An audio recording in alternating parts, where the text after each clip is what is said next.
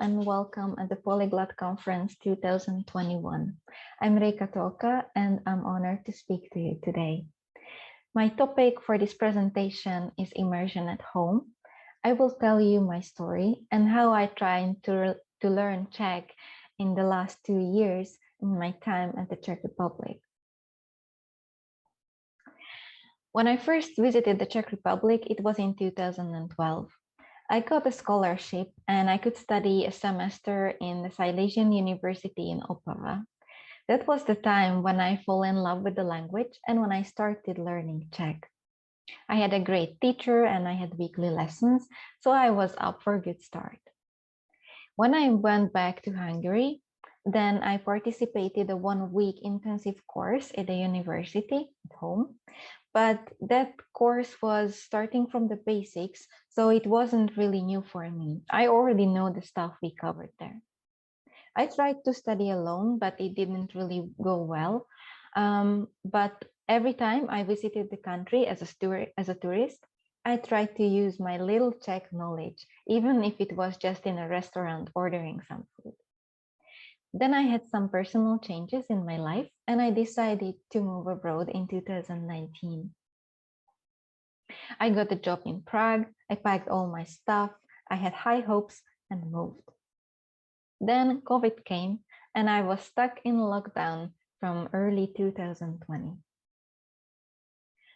I tried to learn the language first alone, then with the help of my native friends. It didn't really go well. I got really frustrated because I cannot understand the grammar parts and I felt like I'm constantly forgetting everything. I really missed something from my learning and I felt like it's a complete struggle.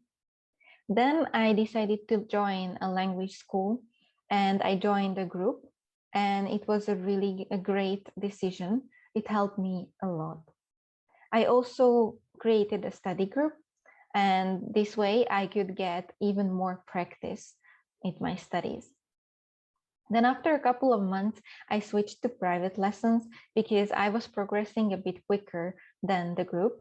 And I also needed a bit different explanation than the other students because they mostly were English native speakers and I was a Hungarian native.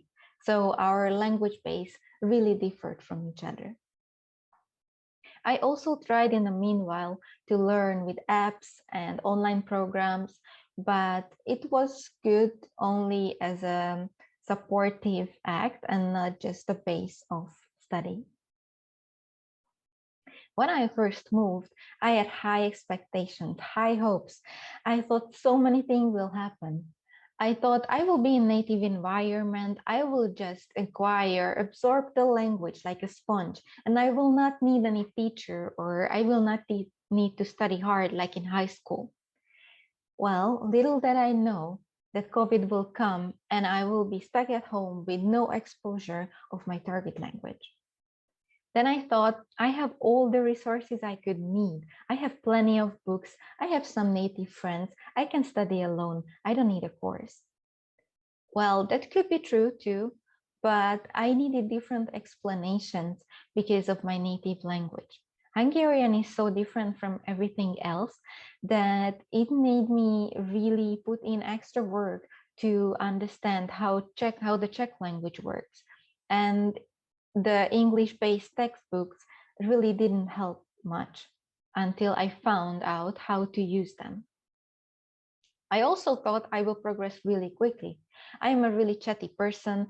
I get friends easily. So I thought I will get a lot of people and I will converse with them often. So I will not need additional teachers or lessons to tell me how to speak.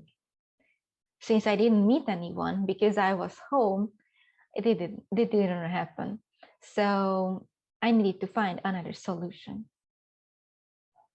I started to observe the language itself. I made sure that to understand what type of language I'm learning. Czech is a Slavic language with all its perks, so it's really different from my native.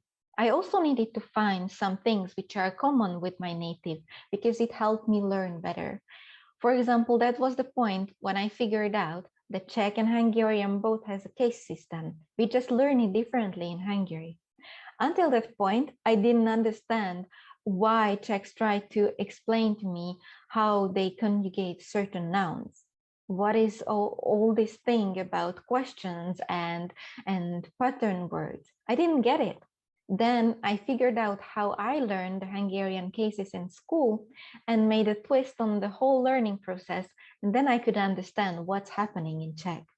So it's really important to know your language, both your native and your target language. I needed some goals and some motivation and also some deadlines.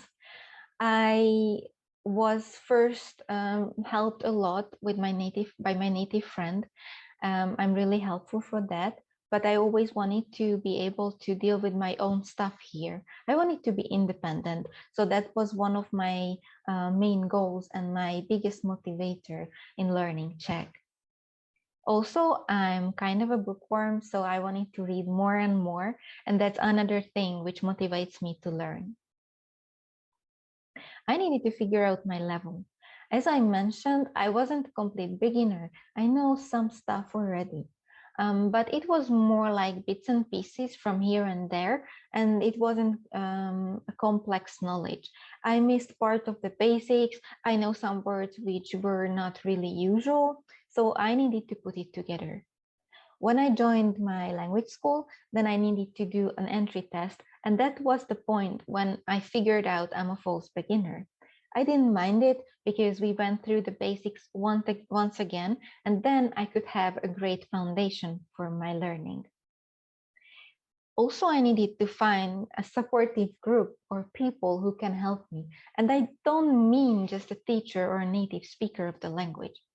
I needed some people who I can check in with, and who can also give me advice how to learn a difficult language like this. And also, I needed to be honest with myself. With a full-time job, how can I learn this language? How much time do I have, and when do I have that time? It turned out that mostly on the weekends I can study well, because on the weekdays at the evening I'm too tired to think clearly. I work in an office job, so I use my head all day. Plus, I'm using 2 languages in work, so I don't really have energy to use a third one at the evening. What also helped me that I switched my thinking. I started to think, okay, how would a native Czech speaker approach these things?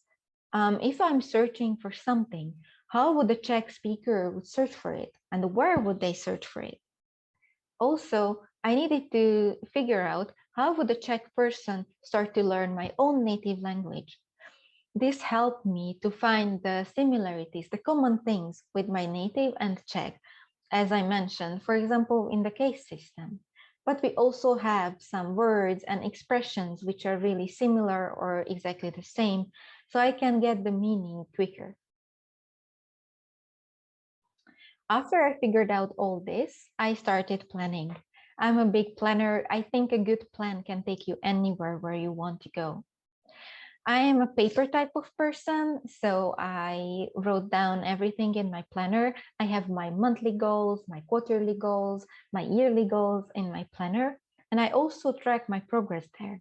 Tracking is really important because you want to make sure you see how much time, effort, and energy you pour into learning this language. As you see it in the picture, I like to track my language activities at the bottom of the page of my planner. You see there are 3 letters, N for German, C for Czech, and F for French, as I speak these languages. And I wrote down every evening what I did for that language that day. If I didn't do anything, then I just crossed it out. But I wrote down everything: a YouTube video, a podcast, reading an article, having a 20-minute conversation, or even a 2-minute conversation, because it counts. It holds you accountable, and it also shows you your progress. As I mentioned, I found a supportive group. I have friends who will regularly ask me, hey, how is it going?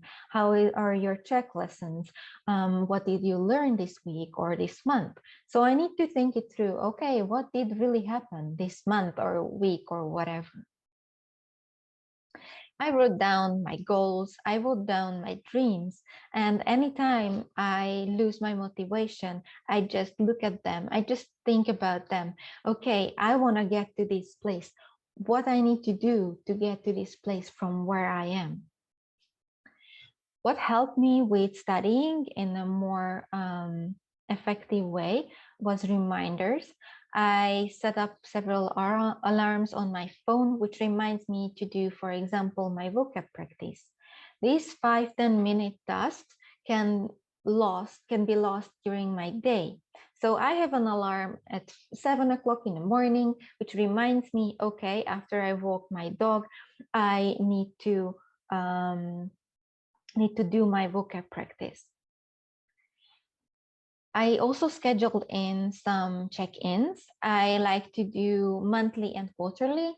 With the monthly ones, I share them on social media, so it holds me accountable. And also quarterly, I look back what I did, how I progressed, and what are other goals I have for the next quarter. When I did all this, nothing else was left than to just study. A little disclaimer, I didn't just immerse myself in a language, I also had lessons and I studied from textbooks. I think it's really important to use both of these things because the immersion will make you progress quicker and it will help you better your pronunciation, your way of thinking. But the textbook and a class will help you understand the grammar parts and really correct you when you do some mistakes. So I think you need both. One of my favorite ways to get input is reading. On the picture, you can see the Czech edition of The Little Prince. It's a really important book in my life because this was gifted to me by my friend, and this was the book which I read and practiced pronunciation. Basically, this book taught me how to speak Czech. We spent hours by just sitting and I was reading out loud, didn't even understand the text, and my friend was correcting me. I also recommend this to practice your pronunciation. You can also read using extensive reading or intensive reading. I prefer extensive reading because I like to just follow the story and just enjoy the book. But intensive reading is really good if you want to expand your vocabulary quicker. You can use podcasts, and these input forms can be used passively and actively. When I listen to a podcast passively, it means that I'm not sitting down, I'm not writing down anything, I'm not actively studying, but it still helps because it will better my pronunciation, my listening skills, and also it will make me feel like I am more in the Czech, more part of the Czech life. For example, when I'm washing the dishes, I like to listen to podcasts, some music, or some YouTube videos.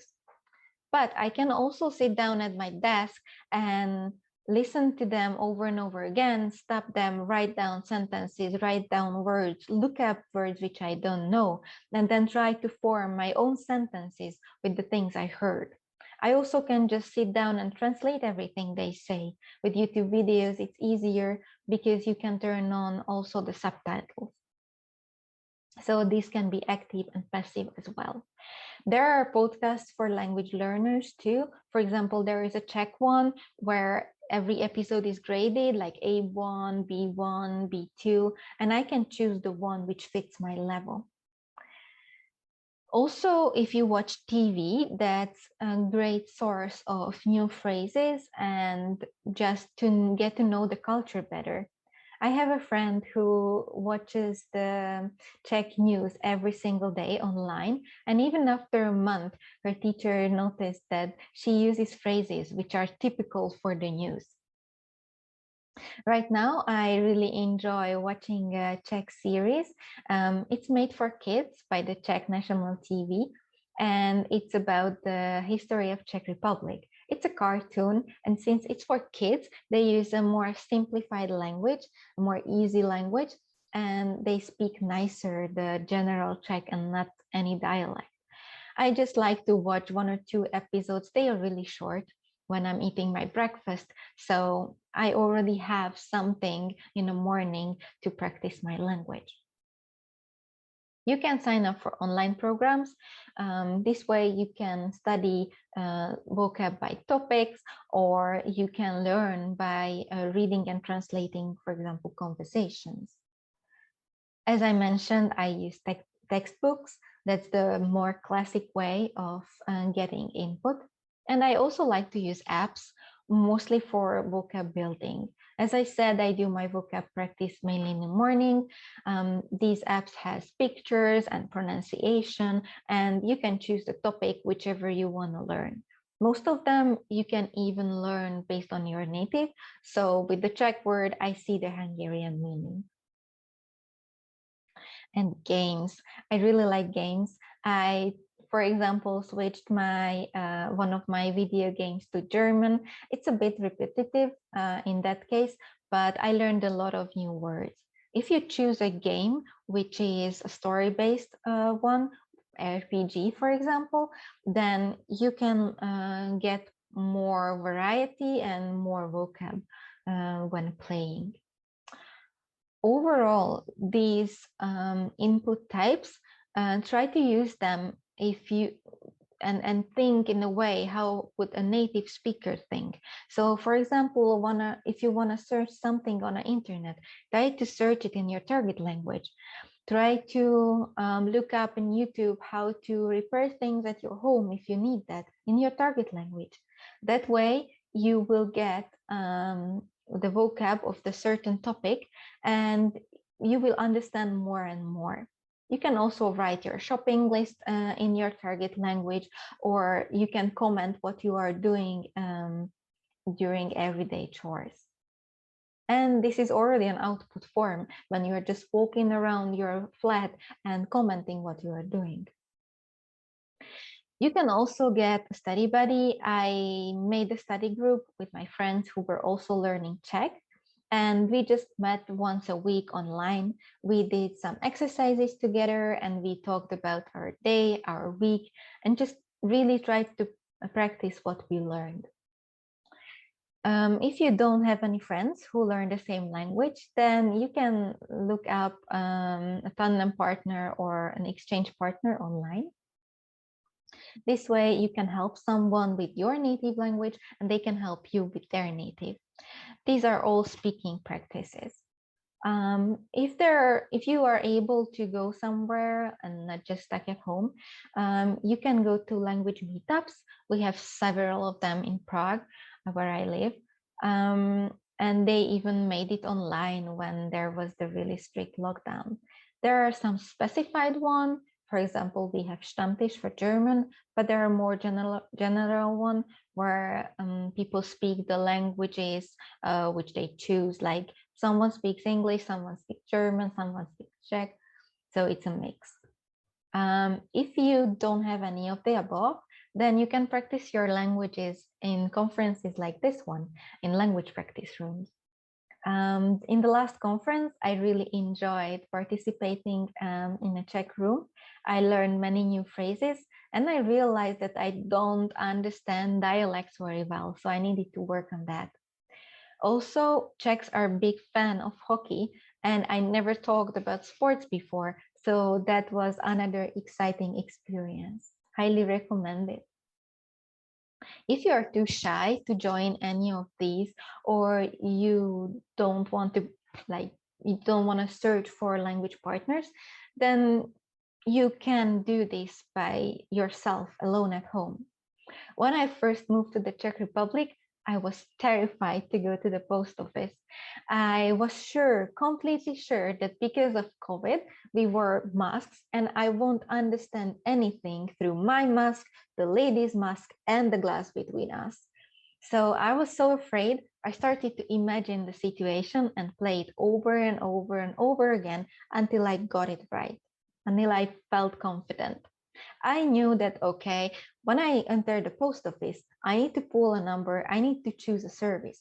I wanted to send a letter abroad with tracking. So I already knew I will need 3 words: letter, abroad, and tracking. So I started to look up the words. Then I imagined the situation and started to talk and put together sentences which I would say. I tried to imagine what would she ask based on my previous experiences in my home country, how a post office works. And I played it so many times that when I actually went there, it went really smooth. I already looked up all the words because during my rehearsal, I encountered all of them. So we could deal with it really quickly. And today I'm at the point where I help my friends, my foreigner friends, deal with post office stuff. You can also use social media to help you with this output part. The point is really to turn your passive knowledge into active knowledge. So try to use what you learn during the input phase. There are Facebook groups for language learners, and there are many Instagram pages where you can find like-minded people. I had some friends from Instagram and other apps, and sometimes we switch languages and I type in Czech, I type in English, I type in German. It's really fun. The point is to use the language. Also on Instagram, there are certain pages which are made by teachers. So when I'm really stuck somewhere and I don't want to bother my teacher on a weekend, I can write someone on Instagram to tell me if it's correct what I wrote or if I understand the grammar point correctly, and they will gladly help. Plus, you can learn a lot from them. A good way to practice writing is journaling. I'm not a big journaler. I tried it. It didn't last long for me, but maybe you like it. So let's give it a try. You can write smaller text and send it to your friend to correct it if you know some natives. But if you don't, then there are online sites where you can post your journal entry and they will correct it for you.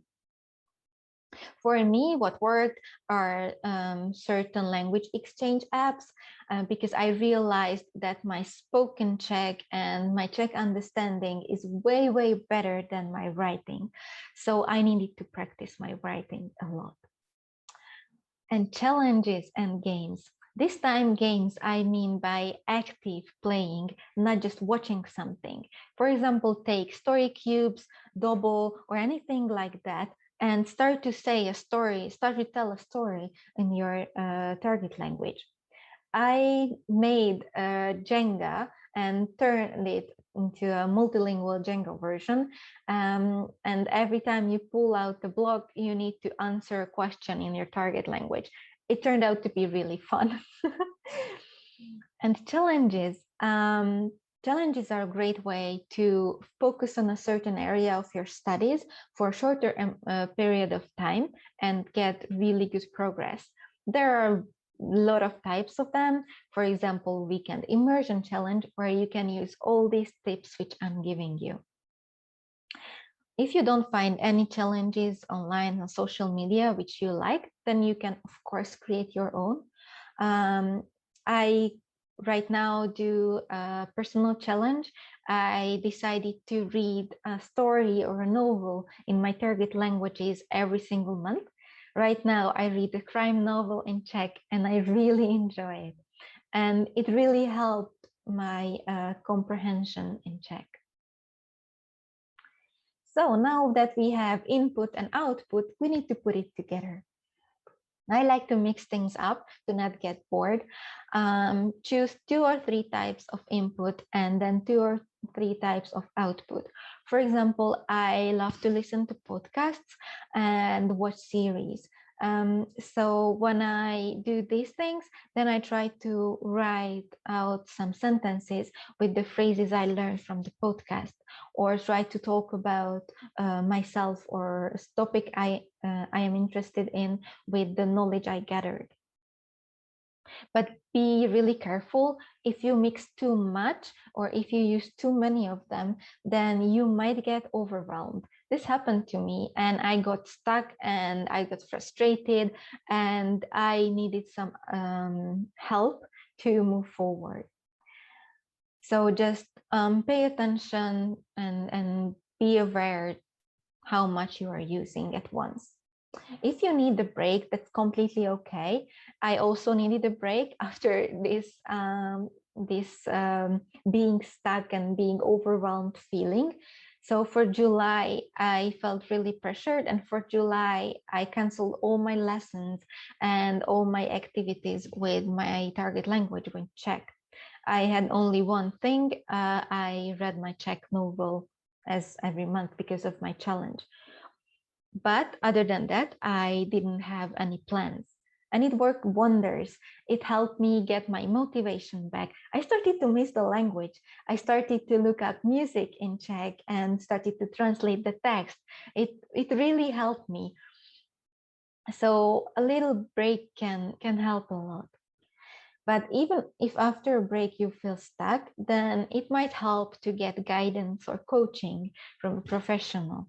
I had one coaching session, and during this 1 2 hour session, I discovered why I felt stuck, what was my problem with learning, and I could move forward after this. So it really helped me, and I recommend it.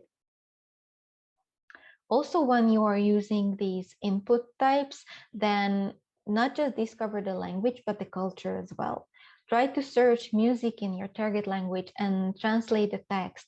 When you are watching a film, do not just watch a series which you already saw, but try to search for a movie which was made by the country or by the speakers of your target language. So for me, old Czech films with Czech subtitles are really great.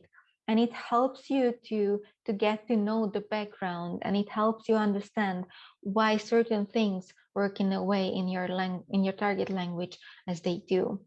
So for example, the really overboard politeness in Slavic languages, you don't just switch the you to the formal you have a different way of speaking if you want to be formal.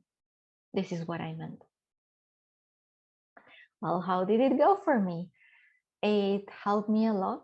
I got more confidence. I'm not afraid of speaking anymore. And as I wished, I am more independent now and I can deal with my stuff alone. For example, I have a dog and I needed to register him in the town hall, and I could go alone without my native friends, and I could deal with it in Czech. Everyone was nice. It was a really good experience, which also boosted my confidence even more. Now I'm speaking with people on the street because now I can go outside, and I'm not afraid of chatting online either. I discovered more of the language and it made me wish to learn even more. So it's just a loop of motivation. And I leveled up. Recently, I met the mom of my friend after a couple of months. We didn't speak. And she said that she was really surprised how much my Czech progressed. We had like a 20-minute conversation without any help of dictionary or English. So I was really, really proud. So overall, yes, I totally recommend to choose a couple of ideas or tips from these and just try it out. Try it out for a couple of days or a couple of weeks and see what works for you. Put it beside your lessons, put it beside your textbook studies, and it will boost not just your motivation, but also your progress. Well, thank you very much for your attention. I hope I could give you some ideas, a bit of inspiration. And if you try any of these tips, then please share your story with me. You can find me on social media, Instagram, Facebook, and I also have a blog.